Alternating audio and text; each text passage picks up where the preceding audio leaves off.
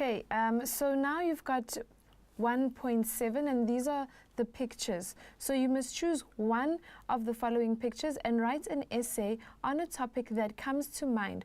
Write the question number, which is 1.7.1 or 1.7.2, and give your essay a suitable title. Please note that this is still part of your essays. So it's not to say that now because you were told to choose one of the pictures that you want to write a second essay. It's still all part of section A, and you still only have to have one essay. So you're still basically choosing which one of the 7 you're going to take, basically. So you look at the image, and you basically firstly need to look at what is going on.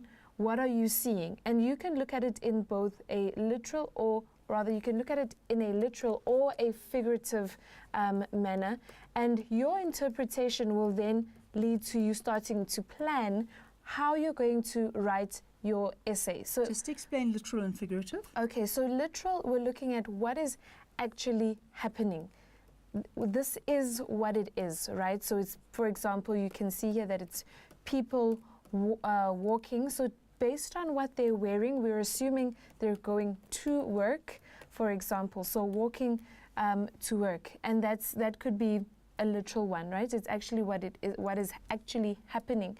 But figurative is where you start to maybe make comparisons, right? You are comparing what you are seeing in this picture to something else. So what can we compare people walking to work with? How can you then interpret this in a way that's not literally saying people are walking to work? And in there you have to really analyze the picture first before you're able to decide. For example, what are we seeing and what aren't we seeing? So what's taken out in this picture? We can't see anyone's faces, right? So that could have some implications or suggestions about when you're going to work. Maybe you don't have an identity, you're just part of the number.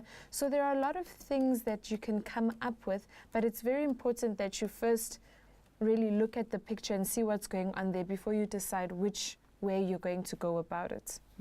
I agree with that. You know me, I would rather have a descriptive essay of crowds and business people, some people looking perhaps a little bit more casual, Yes. others. I would much prefer a description of people going to work or coming home from work as vivid and interesting and exciting as you can make it. Because what worries me is here we go once again into the philosophical. I'm going to tell you my ideas, and it's the same ideas that people have had for millions of years, and we're back to the boring. Yeah. And then sometimes, I don't know what it was in the paper, but they sometimes, well, they generally do, they give the source here. Yes. Right, they have to acknowledge the source. Be very careful that you don't write your essay on the title of the magazine from which the picture was taken. So the magazine could be called, I don't know, On Holiday. And you then write an essay about being on holiday. And remember, the source has to be quite big because of copyright.